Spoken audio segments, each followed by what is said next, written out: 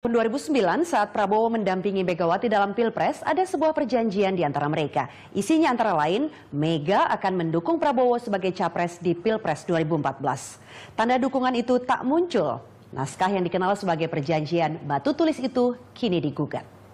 Sebelum membeli makanan, pembeli yang cerdas akan meneliti dulu harganya sebelum memilih presiden. Iklan ini menjadi catatan sejarah. Mega dan Prabowo pernah maju sebagai capres dan cawapres di pemilu 2009.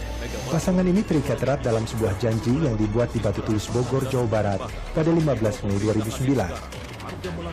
Pada penandatanganan itu hadir petinggi PDIP dan Gerindra seperti Puan Maharani, Pramono Anung, Fadlizon, dan Martin Huta Barat.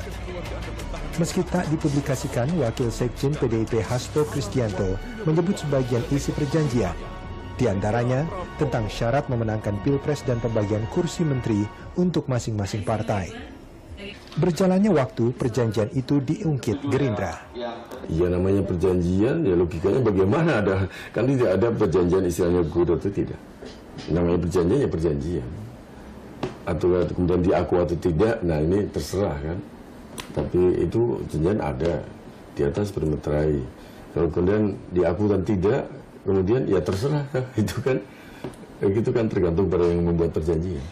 Tapi bagi saya itu yang paling penting adalah meningkatkan elektabilitas partai. Kalau partai ini 30%, 35%, ya udah perjanjian itu saya kira ya udah perjanjian gitu. Tetapi apakah kemudian akan dipegang teguh terserah pada yang membuat perjanjian.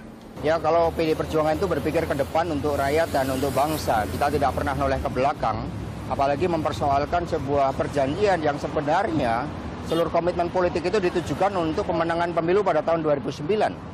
Ketika pada tahun 2009 semua pihak tahu bahwa rakyat tidak memberikan sebuah kemenangan, tentu saja perjanjian tersebut secara otomatis tidak berlaku. Sehingga kami justru menjadi khawatir ketika ini kemudian disuarakan kembali. Karena untuk menjadi presiden di Republik ini yang diperlukan adalah dukungan rakyat, bukan dukungan sertifikat perjanjian itu sendiri.